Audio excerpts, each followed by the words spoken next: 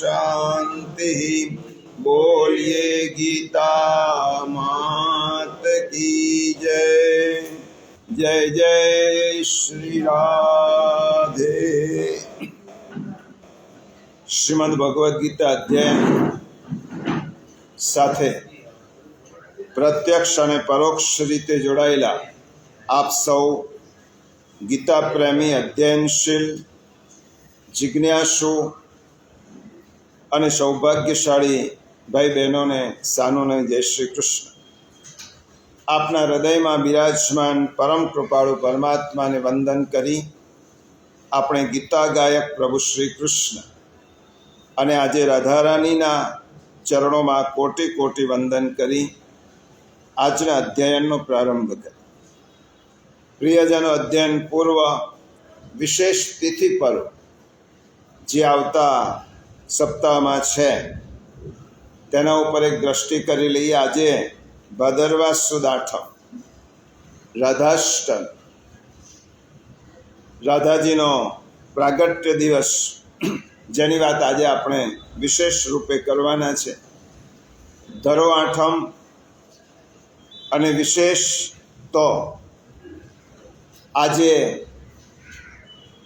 દાહોદ નગરની પ્રાચીન ભૂમિ ઉપર જેમને વર્ષો સુધી તપ કર્યો તે દધીચી મુનિનો આજે જન્મદિવસ।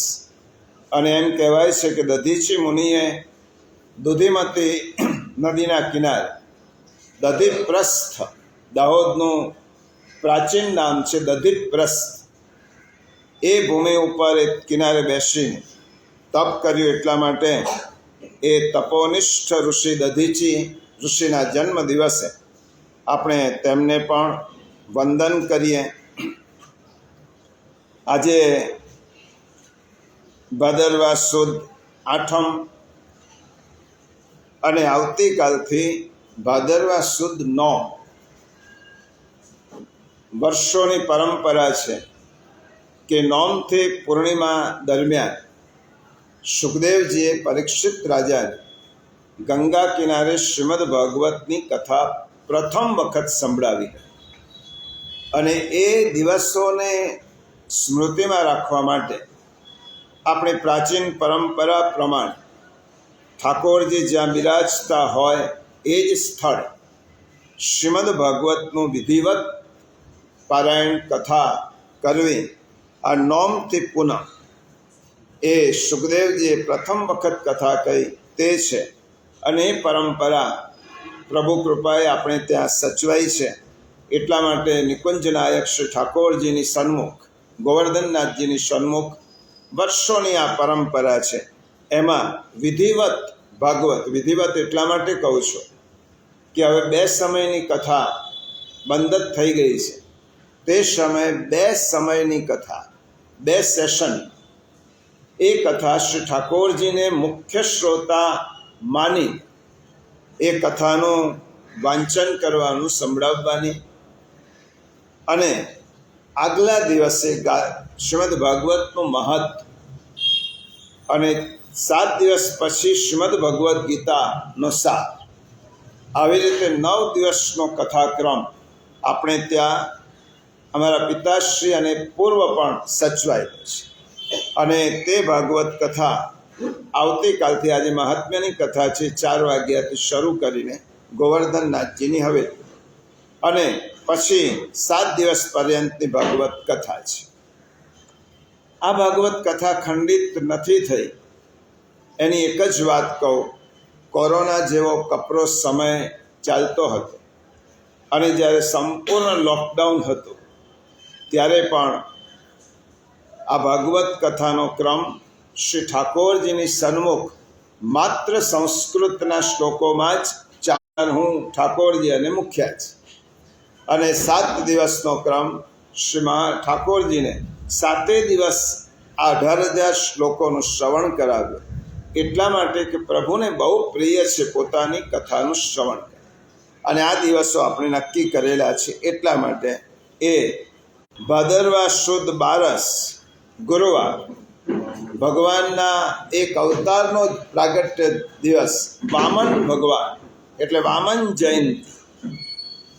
અને પછી શુક્રવાર 5 સપ્ટેમ્બર આજના સંદર્ભમાં જોઈએ તો આપણા પ્રથમ રાષ્ટ્રપતિ પ્રથમ ઉપરાષ્ટ્રપતિ ડૉક્ટર રાધાકૃષ્ણના જન્મદિવસને શિક્ષક દિન તરીકે ઉજવવામાં આવે છે. તે શિક્ષક દિન ભાદરવા સુદ શનિવાર અનંત ચતુર્દશી ગણેશ વિસર્જન અને પૂર્ણિમાને દિવસે રવિવારે કથાની સમાપ્તિ, ચંદ્રગ્રહણ, સાંજીનો પ્રારંભ. હવે આ વખતે ઘણા વર્ષો પછી પૂનમે ચંદ્રગ્રહણ આવે જ, પરંતુ ભાદરવા સુદ પૂનમે વર્ષો પછી ચંદ્રગ્રહણ આવ્યું છે.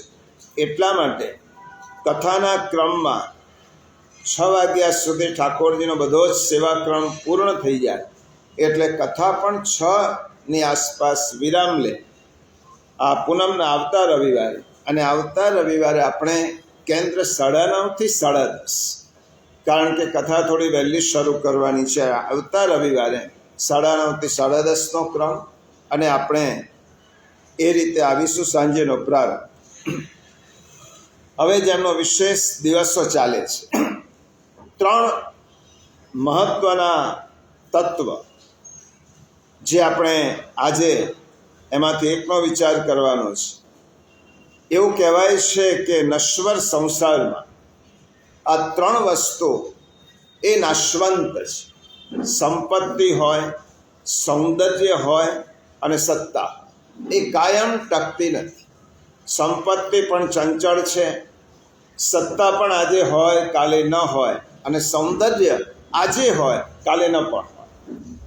પરંતુ જે તત્વ એવા છે, આ 3 તત્વ, વિઘ્ન વિનાયક ગણપતિ, જેમની સમૃદ્ધિ કાયમ ટકે છે, કારણ કે રિદ્ધિ સિદ્ધિના એ સ્વામી છે. રિદ્ધિ સિદ્ધિના દાતાર ગજાનન, ગુણોના ભંડાર. એટલા માટે સમૃદ્ધિ ગણપતિ પાસે નિત્ય ટકે, નિત્ય રહે. રાધાજી પાસે નિત્ય સૌંદર્ય છે. કોઈનું સૌંદર્ય કાયમ ટક્યું નથી, પણ રાધાજીનું સૌંદર્ય એ નિત્ય સૌંદર્ય છે. અને કોઈની સત્તા કાયમ ટકી નથી. પરમાત્મા શ્રી કૃષ્ણ એ નિત્ય સત્તા એમની ટકે છે. સત્તા માત્ર શરીરમ પ્રણમત ગોવિંદમ પરમાનંદ. એટલા માટે 3 પૈકી પહેલાં તો જેમના દિવસો વિશેષ રૂપે ચાલે છે, જલ તત્વના અધિષ્ઠાતા ગજાનન ગણપતિને આપણે એક શ્લોકથી વંદન કરી લઈએ. વિઘ્નેશ્વરાય વરદાય સુરપ્રિયાય લંબોદરાય શકલાય જગત્થિતાય નાગાનનાય શ્રુતિયજ્ઞ વિભૂષિતાય ગૌરીસુતાય ગણનાથ નમો નમસ્તે. શ્રીમદ ભગવદ્ ગીતાની દ્રષ્ટિથી સમજીએ. કૃષ્ણ ભગવાને 7મા અધ્યાયમાં કહ્યો, મત્તઃ પરતરમ નાન્યત કિંચિદ અસ્તિ ધનંજય. મારાથી કોઈ જુદું છે જ, અને સમગ્ર બ્રહ્માંડમાં મારા એકલાનું જ અસ્તિત્વ છે. તો પછી આપણને પ્રશ્ન થાય કે આ બધા જ દેવો આમનું અસ્તિત્વ જુદું હશે?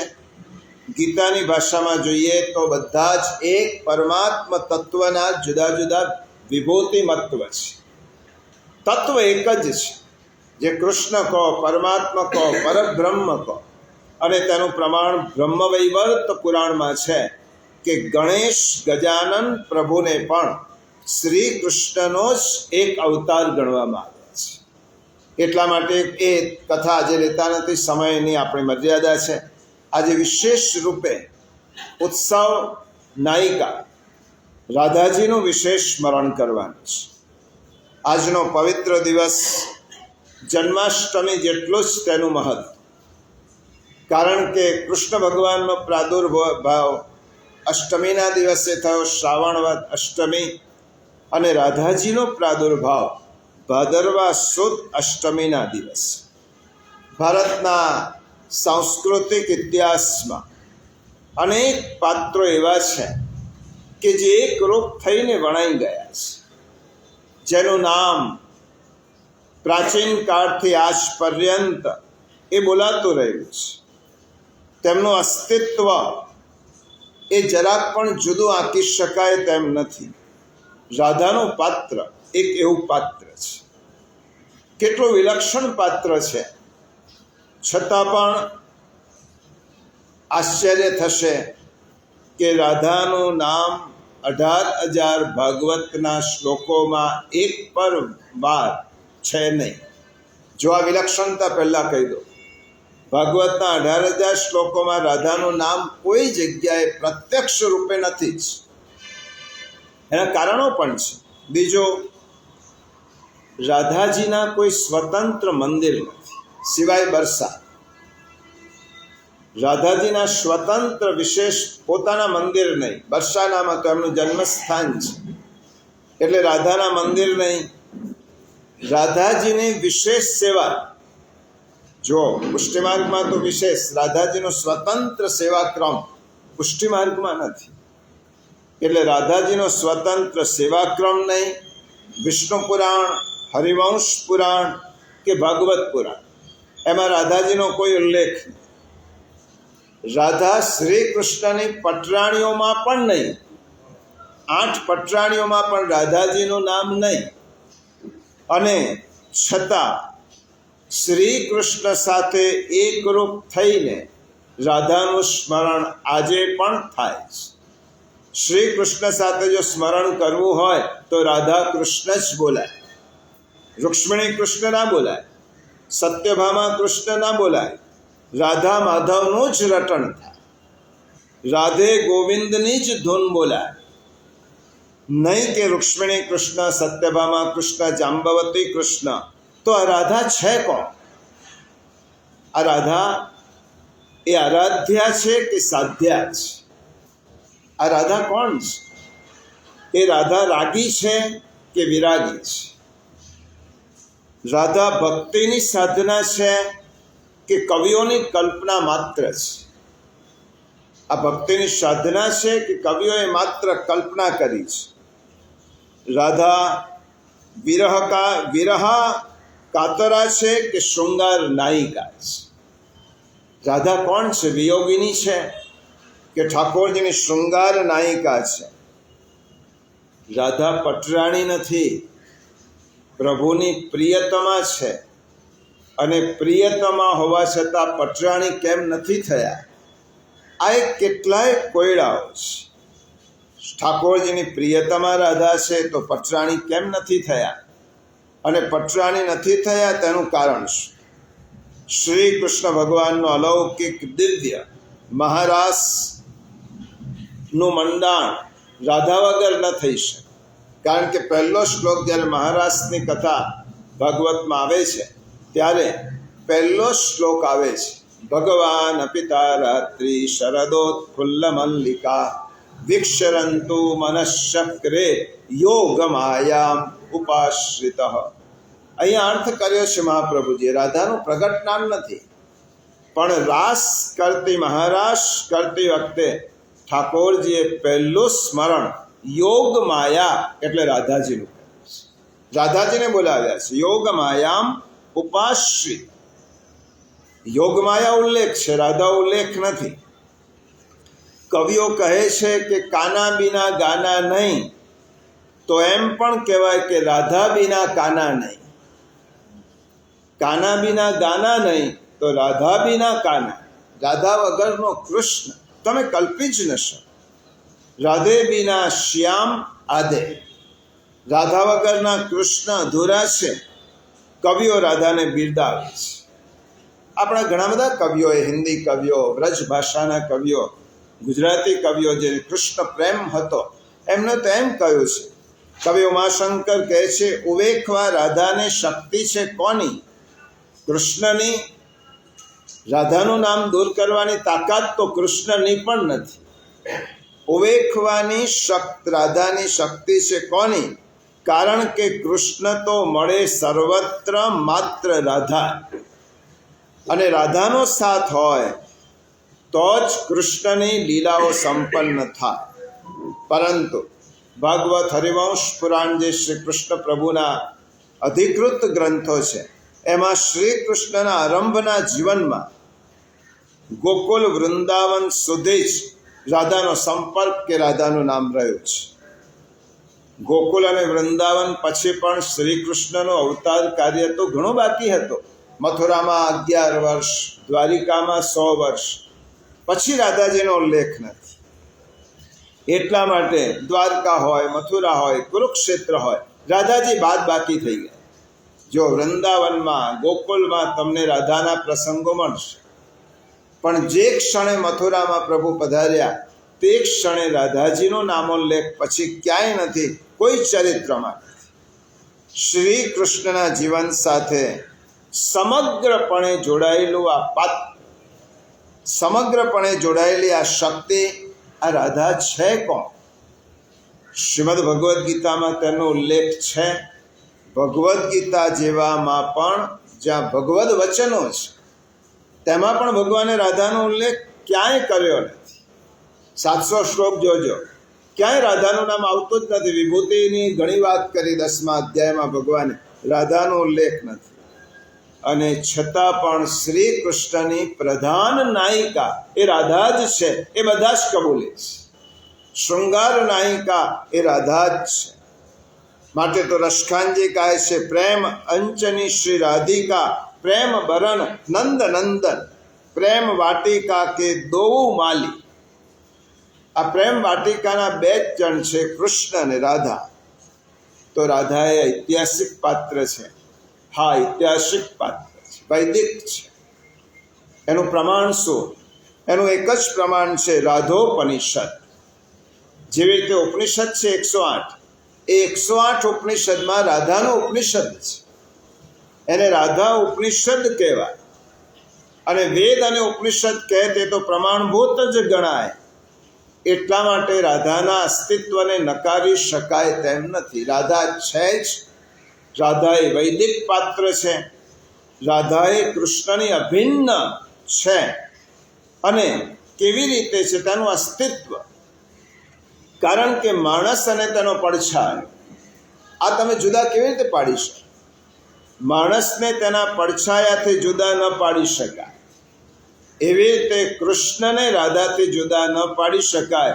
કારણ કે કૃષ્ણ બિંબ છે તો રાધા તેનું પ્રતિબિંબ છે. દર્પણમાં બિંબ હશે તો જ પ્રતિબિંબ દેખાશે. તો કૃષ્ણ એ બિંબ છે તો રાધા એ પ્રતિબિંબ છે. કૃષ્ણ એ છાયા છે, કૃષ્ણ છે તો રાધા તેમની પ્રતિચ્છાયા છે. તમને પડછાયાને અલગ કેવી રીતે કરી શકાય માણસથી? પડછાયાને પકડાય પણ નહીં જુદો, અને પડછાયાને માણસથી જુદો કરી પણ ન શકાય. એવી રીતે રાધા અને કૃષ્ણ બિંબ અને પ્રતિબિંબ છે, છાયા અને પ્રતિચ્છાયા છે. બીજો, શબ્દ અને અર્થ તમે કેવી રીતે જુદા પાડી શકો? શબ્દની અંદર જ અર્થ રહેલો છે. તો અર્થને જુદો ન પાડી શકાય. કારણ કે વાગર્થાવિવ સંપૃક્તૌ વાગર્થ પ્રતિપત્તય.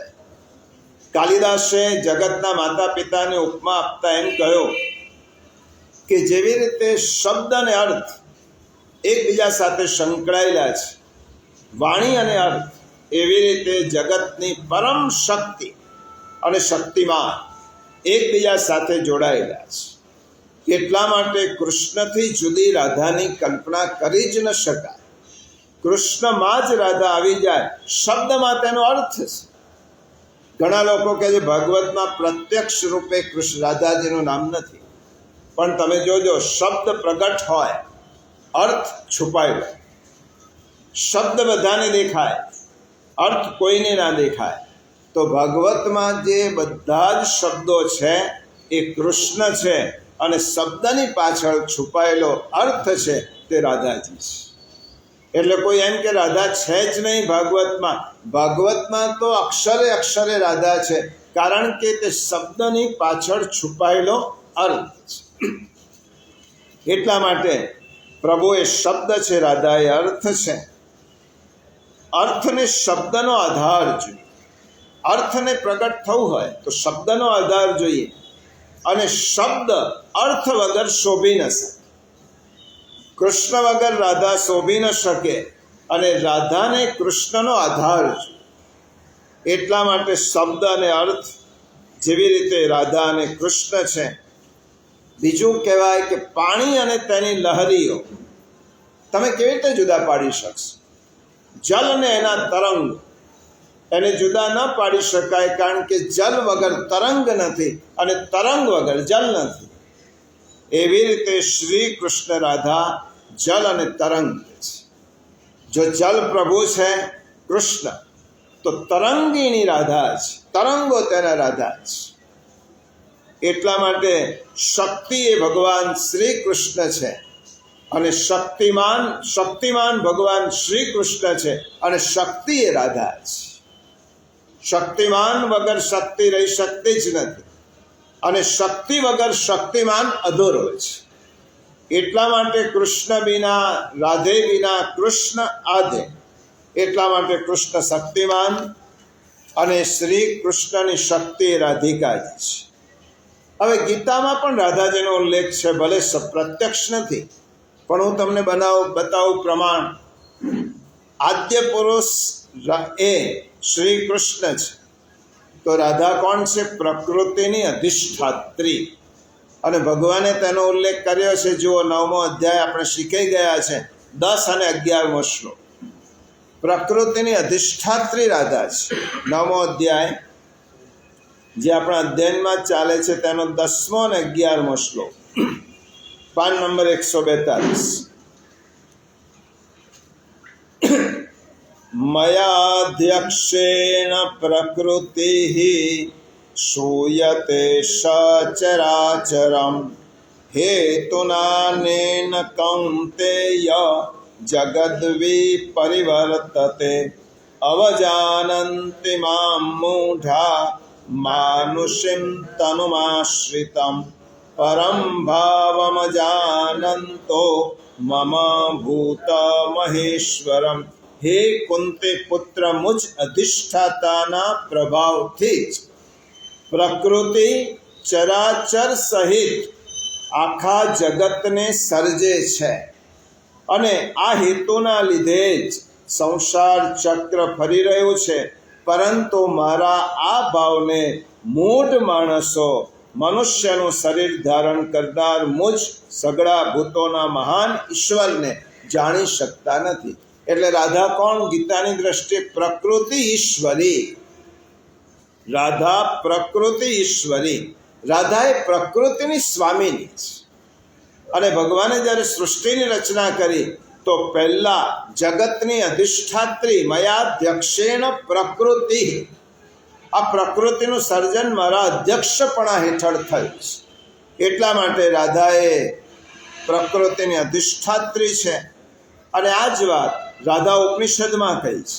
એક વખત સનકાદિક મુનિઓ, જેનો ઉલ્લેખ આજે પણ આવવાનો છે મહાત્મ્યમાં, બ્રહ્માજીની સ્તુતિ કરીને પૂછ્યું. સનકાદિક 4 મુનીશ્વરો બ્રહ્માજીની સ્તુતિ કરીને પૂછ્યો, સર્વમાં પ્રધાન દેવ કોણ? આ પૂછ્યો. અને તેમની શક્તિઓ કઈ કઈ છે? આ ઉપનિષદની વાત છે. એ શક્તિઓમાં સૃષ્ટિની સર્વશ્રેષ્ઠ કારણ શક્તિ કઈ? આ જ્યારે પૂછ્યું છે બ્રહ્માજીને શનકાદિક ઋષિઓએ, ત્યારે ઉપનિષદમાં કહ્યું ભગવાન શ્રી હરિ શ્રી કૃષ્ણ પરમદેવ છે અને તેઓ 6 ગુણોથી સુશોભિત છે. જે આપણને ખબર છે, ઐશ્વર્ય, વીર્ય, યશ, શ્રી, જ્ઞાન અને વૈરાગ. ગોપ ગોપીઓના સેવ્ય છે, વૃંદાવનના અધીશ્વર છે અને એકમાત્ર સર્વેશ્વર છે. અને જેવો નારા એટલે જલમાં શયન કરે છે, એટલા માટે તેમનું એક નામ નારાયણ છે. નારા આપો ઇતિ પ્રોક્તા. ભગવાનને નારાયણ કેમ કહેવાય? નારાનો અર્થ થાય પાણી. અને ભગવાનનું શયન સ્થાન કયું છે? ક્ષીર સાગર. ભગવાન ક્ષીર સમુદ્રમાં પડેલા છે, એટલા માટે ભગવાન નારાયણ છે. બધા જ બ્રહ્માંડોના અધીશ્વર છે. આ ઉપનિષદ કહે છે. હવે એમની આટલી શક્તિઓ છે, આહ્લાદિની, સન્નિધિ, જ્ઞાન, ઈચ્છા, ક્રિયા અને અનેક શક્તિઓ છે. તેમાં જે મુખ્ય શક્તિ છે આહ્લાદિની, આ ઉપનિષદ કહે છે મુખ્ય શક્તિ છે આહ્લાદિની, જે સર્વ પ્રધાન છે, બધામાં મુખ્ય છે, તે જ પરમ અંતર્ભૂતા શ્રી રાધિકાજી છે. આહ્લાદિની શક્તિ. શા માટે આ શબ્દ વાપર્યો? કૃષ્ણ જેમની આરાધના કરે છે તેનું નામ રાધા. અને બીજો અર્થ થયો જે કૃષ્ણની આરાધના કરે છે એનું નામ રાધા.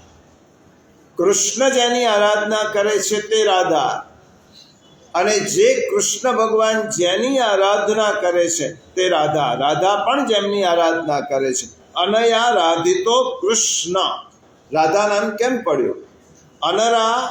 અનયા રાધિતો કૃષ્ણ, જે નિત્ય કૃષ્ણની આરાધના કરે છે એટલા માટે તેનું નામ પડ્યું રાધા.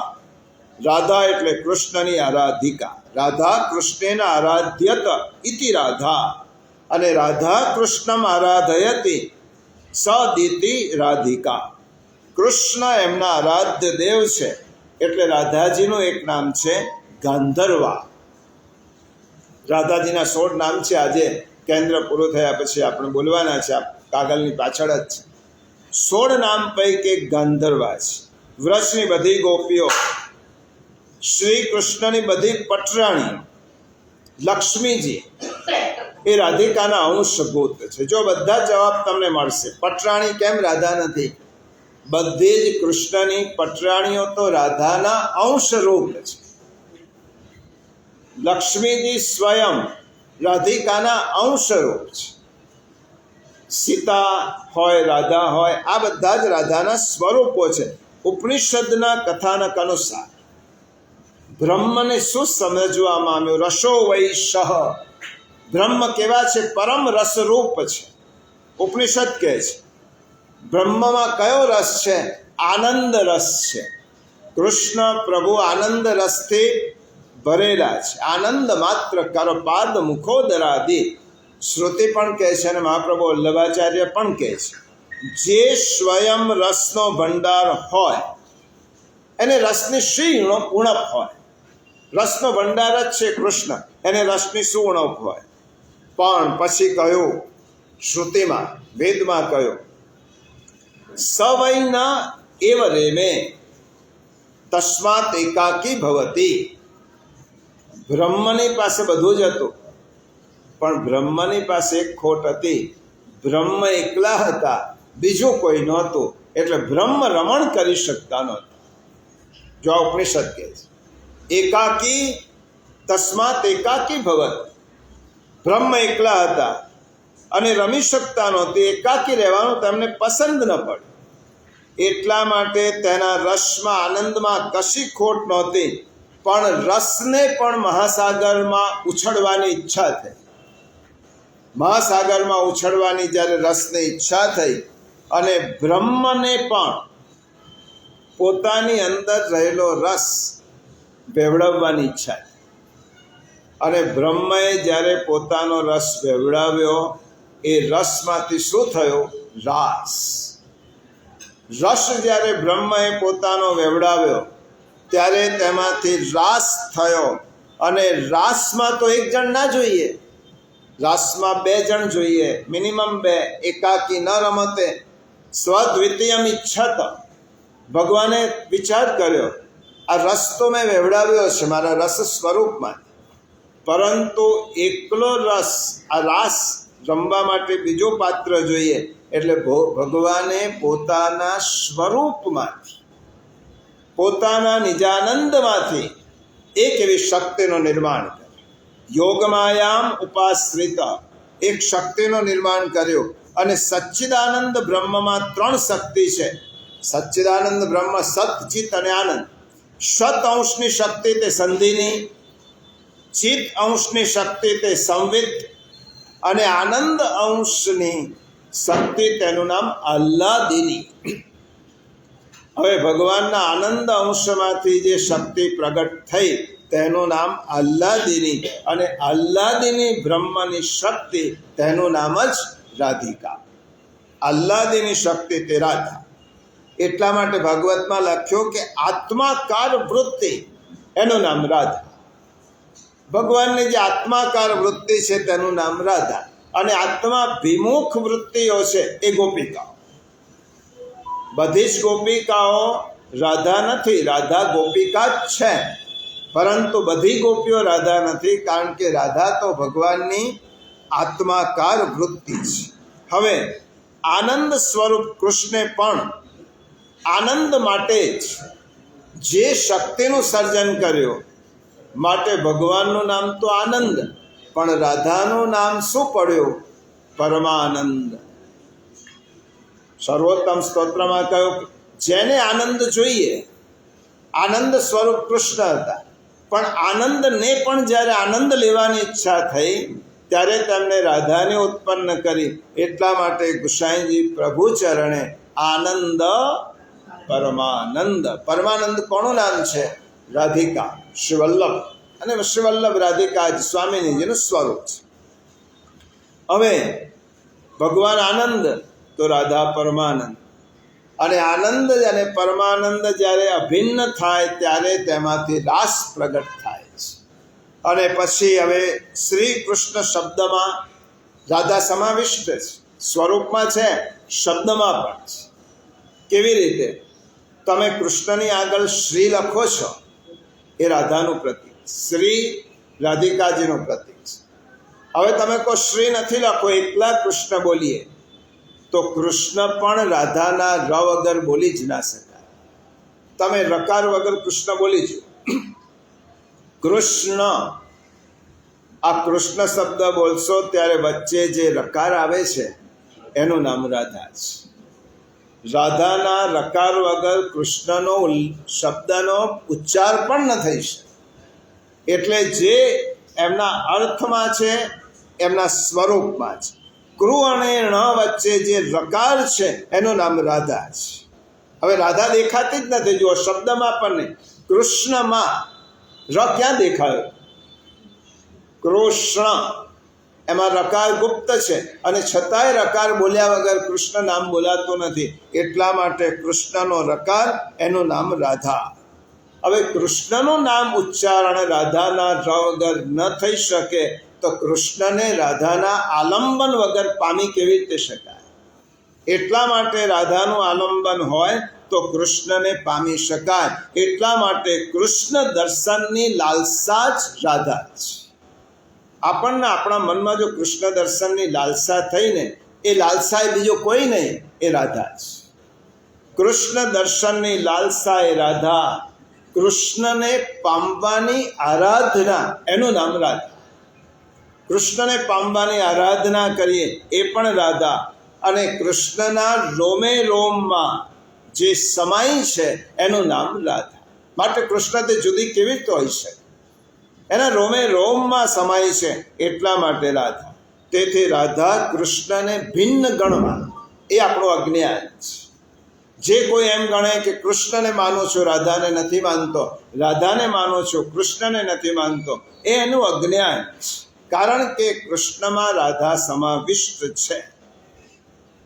હવે પ્રશ્ન થાય, કૃષ્ણથી ભિન્ન રાધા ન હોય તો? બરાબર સમજો. કૃષ્ણથી રાધા ભિન્ન જ ન હોય તો તેમનો પ્રાગટ્ય દિવસ જુદો કેમ? આ પ્રશ્ન થાય ને. કૃષ્ણનો પ્રાગટ્ય દિવસ જુદો અને રાધાનો જુદો. એક બાજુ એમ કહું વેદોએ કૃષ્ણ અને રાધા અભિન્ન છે, તો કૃષ્ણના પ્રાગટ્યમાં રાધાજીનું પ્રાગટ્ય આવી જાય કે ન આવે, એનું એક કારણ છે કે શ્રી કૃષ્ણએ મનુષ્ય અવતાર લેવા માટે જેવી રીતે વસુદેવ અને દેવકીને, યશોદાજીને, નંદજીને માતા પિતા રૂપે પસંદ કર્યા, મનુષ્ય લીલા છે, એવી રીતે રાધાજીને પણ જ્યારે પોતાના ઠાકોરજી મનુષ્ય લીલા કરે તો રાધાજીને એમ થયો હું પણ પ્રગટ થઉં. એટલે રાધાજી બરસાનામાં, બરસાના શબ્દ જ્યાં રસનો વરસાદ થાય એનું નામ બરસાત. જ્યાં રસનો જ વરસાદ છે. રાધાજીએ બરસાના પસંદ કર્યો. પિતાજી તરીકે ઋષભાન ગો અને માતાજી તરીકે કીર્તિદેવી. આ રાધિકાજીએ પોતાના માતા પિતા તરીકે પસંદ કર્યા. ભાદરવા સુદ આઠમનો દિવસ એટલે આ જ દિવસ, એનું નામ રાધાષ્ટમી. આ વ્રજની અધિષ્ઠાત્રી છે, વૃંદાવનની અધિષ્ઠાત્રી છે, અને એ વ્રજમાં રાધાની કૃપા વગર જવાય નહીં. યા તો રાધે રાધે બોલના પડેગા ભૈયા, એમ કે આપણને, કારણ કે રાધા વગર વૃંદાવનમાં પ્રવેશ જ, રાધાની અનુમતિ વગર વૃંદાવનમાં આપણે પ્રવેશી શકીએ નહીં.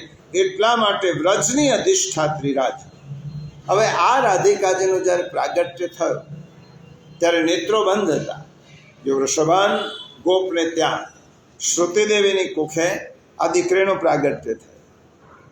આંખો બંધ, જન્મેલી દીકરીની આંખો બંધ. મોટા મોટા દેવો પધાર્યા છે, સુંદર કન્યા છે, સર્વલક્ષણી કન્યા છે, ગુણવાન છે, પણ આંખો બંધ છે. આંખો ખુલતી કેમ નથી? શું રોગ હશે? જન્માંધ છે કે શું? આવું ઘણા બધા પ્રશ્નો થયા. ઉપાય શું? બધા દેવોને પૂછ્યું, કોઈ બતાવી શક્યું નહીં. થોડા દિવસ પછી નારદ ઋષિ પધાર્યા વૃષભાન ગોપને ત્યાં. શા માટે નારદ પધાર્યા? કારણ કે નારદજીને જ્યારે ખબર પડી કે મારા પ્રભુ વ્રજમાં પધારવાના છે, ત્યારથી નારદ વ્રજમાં આટા મારતા હતા બધાની ઘેર. મારા કૃષ્ણ વ્રજમાં પધારવાના છે ત્યારથી નારદ વ્રજના ઘેરે ઘેરે જતા હતા. અને નારદજી યોગાનો યોગ વૃષભાન ગોપને ત્યાં આવ્યા બરસાના. અને એમને થયું કે કૃષ્ણ પ્રગટ થવાના છે. શ્રી કૃષ્ણ જો પ્રગટ થવાના હોય તો મારા ગુરુ રાધાનું પ્રાગટ્ય થાય જ, કારણ કે કૃષ્ણ વગર રાધા ન રહે અને રાધા વગર કૃષ્ણ રહે. એટલા માટે નારદ ઋષિ બધે ફરતા હતા, ઘેર ઘેર ફરે છે. વૃષભાન ગોપને ત્યાં વૃષભાન ગોપે પ્રશ્ન પૂછ્યો, મુનિવર, આ કન્યાની આંખો ખુલતી નથી, બંધ છે, શું કારણ? ત્યારે નારદજીને સ્વરૂપ દર્શન થયા પોતાના ઈષ્ટ દેવી. રાધાજી નારદજીના ગુરુ છે, રાસમાં કથા આવે છે. દર્શન થયા અને નારદજીએ કહ્યું, ઋષભાનજી, આ કન્યાની ચિંતા ન કરો. એના નેત્રો એટલા માટે બંધ છે કે આ દુનિયામાં એ જેને જોવા આવી છે એનું પ્રાગટ્ય હજી થયું નથી. એનું જ્યારે પ્રાગટ્ય થશે ત્યારે આ દીકરી નેત્રો ઓટોમેટિક ખોલશે. હજી કૃષ્ણનો પ્રાગટ્ય થયો નથી. રાધાજી કૃષ્ણ કરતાં મોટા છે અને 2 વર્ષ ને 15 દિવસ મોટા છે. એટલે રાધાજીનું પ્રાગટ્ય થયું નથી, આ કૃષ્ણનું, ત્યાં સુધી આ દીકરી નેત્ર નહીં ખોલે. એને સ્વરૂપ દર્શન કરવા આવી છે. અને જ્યાં સુધી ભૂતલ પર એના સ્વામી નહીં પધારે ત્યાં સુધી નેત્ર નહીં ખોલે. 2 વર્ષ સુધી રાધાજીએ નેત્રો ન ખોલ્યા. 2 વર્ષ પછી નંદબાવાને ત્યાં ગોકુલમાં જ્યારે કૃષ્ણના નંદ મહોત્સવની ઉજવણી થઈ અને જન્મોત્સવની વધાઈ રાધાજીએ સાંભળી ત્યારે એમ થયું કે મારા કૃષ્ણને હું પહેલાં દ્રશ્ય રૂપે જોઉં. અને કૃષ્ણને જોવા માટે રાધાજીએ નેત્રો ખોલ્યા 2 વર્ષ ને 15 દિવસ પછી. હવે રાધા કૃષ્ણનું પહેલું મિલન ક્યાં થયું? ક્યાં થયું? ભગવાન તો ગોકુલમાં હતા, નંદાલયમાં, અને રાધાજી બરસાનામાં. પહેલું મિલન ક્યાં થયું? એક દિવસની વાત છે. રાધા અને કૃષ્ણ બહુ નાના, ઘણી બધી વ્રજ ભાષામાં તો અનેક લીલાઓથી આ બધું કહેલું છે. બહુ નાના, સાંજના દિવસો જે પૂનમથી શરૂ થશે એ દિવસો ચાલે. રાધાજીએ સખીઓને એમ કહ્યું કે આપણે બાગમાં જઈને ફૂલો લઈ આવ્યા. હવે રાધાજી પોતાની સખીઓ સાથે ફૂલો ચોંટવા ગયા ઉદ્યાનમાં. ફૂલ ચોંટી રહ્યા છે અને આ બાજુ શું થયું? સખીઓ તો ફૂલ લઈને આગળ નીકળી ગઈ અને રાધિકાજી જેવા ફૂલ ચોંટતા હતા એવો તેમના સાડીનો પાલો કોઈક ઝાડીના ઝાંખરામાં ફસાઈ. સખીઓ આગળ નીકળી ગઈ. રાધાજીએ બહુ બૂમ પાડી, ક્યાં ગઈ? અરે વિશિખા, લલિતા, જો મારો પાલો ફસાઈ ગયો છે, એ ઉલઝી ગયો છે, કોઈ આવીને એને સુલઝાવી દો. અને કોઈ સાંભળતું નથી. રાધાજીની આંખમાં આંસુ આવી અને તે વખતે સખીઓ જતી રહી છે, રાધાજી એકલા છે. અને તે વખતે ઝાડીમાંથી કોઈકના ઝણકારનો, નુપુરના ઝણકારનો અવાજ આવે. રાધિકાજી જુએ છે કોણ છે. આ હું ક્યાં છે, આ અજાણી જગ્યાએ આ કોણ આવ્યું છે? અને જોયો તો પિત્ત રંગનું પિતાંબર પહેરેલ એક સુંદર બાળક, હાથમાં મુરલી છે, મોર મુગુટ છે, અને રાધાજીની સામે મંદ મંદ સ્મિત કરતા પાસે આવે છે. પોતાની સામે આવેલા બાળકને રાધાજીએ નિહાળ્યા, ખોઈ ગયા સ્વરૂપ. અને આ સ્વરૂપ નિહાળતા નિહાળતા રાધાજી મગ્ન થઈ ગયા. ઠાકોરજીએ પેલો પાલવ તેમનો જાળીમાંથી બહાર કાઢ્યો છે. અરે આ તો એ જ છે કે જેમના માટે હું પ્રગટ થઈ છું. એ જ સ્વરૂપના દર્શન થયા. આ બાજુ ટગર ટગર જોઈ રહ્યા. કૃષ્ણને એમ થયું કે હજી સંયોગનો દાન નથી આપવો, હજી વિયોગ કરાવવો છે. કારણ કે વ્યાધા તો વિરાહિણી છે. એકવાર સ્વરૂપ દર્શન કરાવ્યા પછી કૃષ્ણ ત્યાંથી અદ્રશ્ય, જાળીમાંથી આગળ નીકળી ગયા. આ રાધા કૃષ્ણનું પ્રથમ મિલન એ વ્રજમાં, એ જગ્યા આજે પણ વ્રજમાં છે. પછી તો રાધા કૃષ્ણની જુદી જુદી લીલાઓ થઈ છે. પરા પ્રકૃતિ રાધા છે અને તેનો વર્ણ કેવો છે? સુવર્ણ કાંતિ સમ છે રાધાજીનો વર્ણ. હું બધું વિવરણ નથી કરતો કારણ કે ટૂંકમાં જ બતાવું છું. છતાં પણ આજે રાધાષ્ટમી છે એટલા માટે રાધાના ગુણગાન ગાવા જોઈએ. અને નીલ રંગનું છે એટલે રાધાજી નીલાંબરી કહેવાય. સુવર્ણ જેવો વર્ણ છે, નીલ રંગનો વસ્ત્ર છે એટલે નીલાંબરી છે. જ્યારે કૃષ્ણનો વર્ણ કેવો છે? શ્યામ. પણ એમને વસ્ત્ર કેવું ધારણ કર્યો છે? પીત. એટલે કૃષ્ણ પિતાંબરી કહેવાય. નીલાંબરી અને પિતાંબરી આ બંનેનો સંયોગ મહારાષ્ટ્રમાં થાય અને રાધા જ્યારે નીલ માધવથી રંગાઈ જાય અને કૃષ્ણ જ્યારે રાધા એ કૃષ્ણના રંગથી રંગાય અને કૃષ્ણ રાધાના રંગથી રંગાય ત્યારે બંને રસ જ્યારે એક થાય અને ત્યારે જે થાય એનું નામ મહારાસ. એ મહારાસ નીલાંબરી અને પિતાંબરી. એટલા માટે રાધા કૃષ્ણ માટે એમ કહ્યું, એક પ્રાણ દો વપુ. બે શરીર છે પણ પ્રાણ એક જ. એક પ્રાણ દો વપુ. એટલા માટે બે શરીર હોવા છતાં પણ એક જ રાધા છે, તે રાધા કૃષ્ણ. એક પ્રસંગ કહી આજના અધ્યાયને વિરામ આપીશું. કૃષ્ણનું કાર્ય શું છે? કૃપા દ્રષ્ટિ વરસાવ. કૃષ્ણ એટલે કોણ? કૃપાની વૃષ્ટિ વરસાવ એ કૃષ્ણ. હવે કૃષ્ણની કૃપા વૃષ્ટિ ઝીલવી હોય તો કૃપા વૃષ્ટિ ઝીલવા માટે પણ એક પાત્ર જોઈએ. પડતો વરસાદ હોય એને ઝીલવું હોય તો એક પાત્ર જોઈએ. તો કૃષ્ણની કૃપા વૃષ્ટિને ઝીલવી હોય તો આપણી પાસે પાત્ર જોઈએ. તો કહેવાય કે કૃષ્ણ એટલે કૃપા અને રાધા એટલે પાત્ર. કૃષ્ણની કૃપાને ઝીલવાનું પાત્ર એનું નામ રાધા. કૃષ્ણ કૃપા વરસાવે છે અને રાધિકાજી પાત્રતા આપે છે. પાત્રતા વગર તમે કૃપા વૃષ્ટિ ઝીલી જ ન શકો. એટલા માટે પ્રસંગ એક છે. સૂર્યોદય થયો છે, નંદ બાવા પાટ પર બેઠેલા છે અને ઊંચું ભરાવદાર નંદ બાવાનું શરીર હતું, ગૌરવર્ણ છે. નંદ બાવાને ત્યાં લખ્યું છે કે 9 લાખ ગોધન છે. હવે 9 લાખ ગાયોનું દૂધ, દહીં, માખણ કેટલું બધું થાય. હવે પોતાની ઘેર તેનો ઉપયોગ થાય નહીં એટલે નંદ બાવા એ શું કરે છે? દૂધનું દાન કરે છે. વ્રજમાં કતાર, ગોકુલ ગામમાં કતાર, આખી કતાર મોટી લાઈન લાગી છે. બધા જ દૂધ લેવા માટે ઊભા રહેલા છે લાઈનમાં. બધા જ નંદ બાવા જેનું જેવું પાત્ર હોય એટલું ભરી આપે. કોઈ નાનું લઈને ગયો નાનું ભરી આપે, મોટું લઈને કોઈ મોટું ભરી આપે. એમાં એક માણસ દોડતો દોડતો એ લાઈનમાં ઘૂસી જાય છે. ઘૂસેલો માણસ, એની પાસે કોઈ પાત્ર નથી, એમને એમ જ જતો રહે. અને જ્યારે એનો નંબર આવે છે, નંદ બાવા પૂછે છે કે તારી પાસે દૂધ ભરવાનું પાત્ર ક્યાં છે? શામાં દૂધ આપો? તો પાત્ર લાવ તો હું દૂધ આપું. પેલો અકિંચન માણસ અપાત્ર છે. અપાત્રને પાત્ર લાવવાનું ક્યાંથી? અકિંચન માણસ વિચાર કરે છે કે દૂધ સામે છે, ભંડાર છે દૂધનો, આપનાર નંદ બાવા જેવો પરમ ઉદાર છે, પણ ભૂલ મારી છે કે હું પાત્ર લીધા વગર ગયો છું. મારી પાસે પાત્ર નથી, મારી પાસે એ દૂધ લેવાનું પાત્ર નથી. શું કર? વિલા માળે ઊભો રહે છે. આ દ્રશ્ય નંદ બાબા એને મોકલે છે, જા તું તારું વાસણ લઈને આવ, તને દૂધ આપીશ.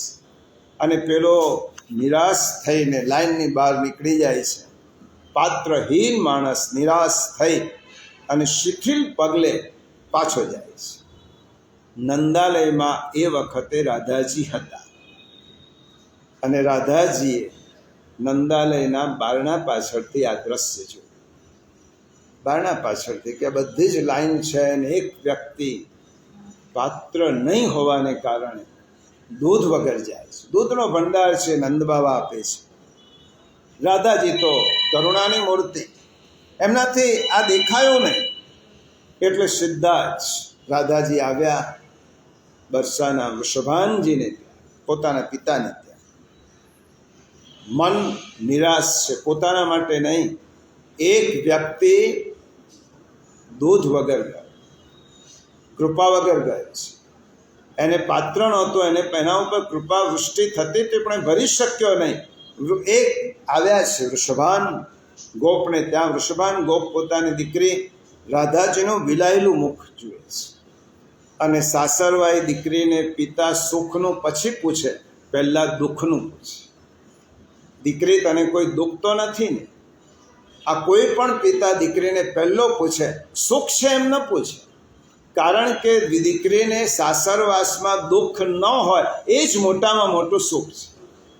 અને એટલા માટે સાસરવાઈ દીકરીને પિતા પૂછે, દીકરી આવી છે, કોઈ દુઃખ તો નથી ને? રાધાજી કહેવા લાગ્યા, ના પિતાજી, એવો કોઈ દુઃખ નથી, મને દુઃખ શેનું હોય? છતાં પણ રાધાની આંખોમાં અશ્રુ છે, હજી આંસુ બાજેલા છે. વૃષભાન નંદે પૂછ્યું, વૃષભાન ગોપે પૂછ્યું, દીકરી તારી આંખમાં આંસુ છે, જરૂર કોઈ કારણ છે, ખરેખર શું કારણ છે કે? પિતાજી નંદ બાબાને ત્યાં શું ખોટ હોય? કારણ એક જ છે કે આજે એ દ્રશ્ય જોયું અને મારું હૃદય ચિરાઈ ગયું. વૃષભાનજીએ કહ્યું, શું દ્રશ્ય જોયું? નંદ બાબા છૂટે હાથે દૂધની લાણી કરતા, પરંતુ એક વ્યક્તિ એવો આવ્યો કે જેની પાસે પાત્ર નહોતું અને દૂધનો ભંડાર હોવા છતાં તેને જવું પડ્યું. પિતાજી, એક કામ ન કરો, આનો ઉપાય શું? અને રાધિકાજીએ પૂછ્યું, એમને જ કહ્યું, પિતાજી એક કામ કરીએ કે આજથી તમે પાત્રનું દાન. નંદ બાબા દૂધ આપે છે, આજથી તમે પાત્ર. વૃષભાન આટલું જ, દીકરી આટલું જ કેવું છે ને? સારું, આખા ગામમાં ઢંઢેરો પીટાવી દો. નંદ બાબાને ત્યાં જે દૂધ લેવા જશે અને પહેલાં રાધિકાની ઘેરે પાત્ર લઈને જવાનું, એટલે કોઈ વ્યક્તિ દૂધ વગર પાછો ન જાય. નંદ બાબા દૂધનું દાન કરે છે તો વૃષભાનજી એ પાત્રનું દાન કરશે. અને તેમણે પાત્રતા માટે દાંડી પીટાવી. રસની ધારા જો કૃષ્ણના આંગણેથી વહેતી હોય તો એનું પાત્ર મળે છે રાધાજીના જન્મસ્થાન. અને પાત્ર વગર રસ ભરાય જ નહીં.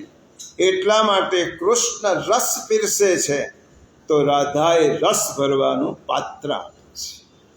આ રાધાએ રસનું પાત્ર આપે છે. અને ખૂબી તો એ છે કે રાધાના પાત્રમાં રસ હંમેશા તાજો જ હોય છે, ક્યારે પણ બગડતો જ નથી. કારણ કે એવું પાત્ર રાધિકાજી આપ્યું છે, રસ તાજો જ રહે. એટલા માટે કૃષ્ણ રસ છે તો રાધાએ રૂપ છે. રસનો આકાર ન હોય અને રૂપનો આકાર હોય, એટલે રાધાએ રૂપ છે અને કૃષ્ણએ રસ છે. રાધાએ પાત્રતા પ્રદાન કરનારી શક્તિ છે, જેમાં કૃષ્ણમાંથી વહેતો રસ ટકી શકે. એટલા માટે કૃષ્ણની કૃપાનો રસ જોઈતો હોય તો પહેલાં રાધાની પાસે આવીને પાત્ર મેળવવું પડે. રાધાના અવલંબન વગર કૃષ્ણ ન મળી શકે. એટલા માટે રાધા એ પાત્ર છે અને તેમાં જ કૃષ્ણના રસને ઝીલી શકાય. અને છેલ્લી વાત, આપણે 16 નામ બોલવાના છે. આ 16 નામ પ્રગટ કેવી રીતે થયા એ સાંભળી લઈએ, પછી બોલીશ. એક વખત ભગવાન પહોંચતા હતા, રાધાજીનો વિરોહ થયો, એટલો બધો વિયોગ થયો છે. અને કૃષ્ણ ઉઠ્યા અને કૃષ્ણએ જ્યારે આંખો ખોલી, આંખો ખોલતા ખોલતા કૃષ્ણને થયું રાધા રાધા રાધા કરતા. ગ્રંથમાં એવું લખ્યું છે કૃષ્ણ રાધા બની ગયા, લાંબા લાંબા કેસ થઈ ગયા, નેત્રો થઈ ગયા રાધાજી જેવા. કારણ કે આપણું જીવશાસ્ત્ર એમ કહે છે કે તમે સતત જેનું ચિંતન કરો ને એ બની જાય. કીટ ભ્રમર ન્યાય. અને કૃષ્ણનો વિયોગ એટલો બધો વધ્યો કે દ્વારિકાધીશ, આ દ્વારિકા લીલા છે, દ્વારિકાધીશ પ્રભુ રાધારૂપ થઈ ગયા અને રાધાનું સ્વરૂપ બની ગયા. ત્યારે તેમના મુખમાંથી 16 નામ પ્રગટ. આ 16 નામ રાધાજીના કૃષ્ણના મુખમાંથી પ્રગટ થયા. વિરહની વ્યાકુળતામાંથી વહી ગયેલી આ વાણી છે. રાધાનો પ્રેમ એટલો બધો ઉમટ્યો છે કે પ્રભુના મુખમાંથી આ વ્યાકુળતા રૂપે વચનો સરી પડ્યા છે.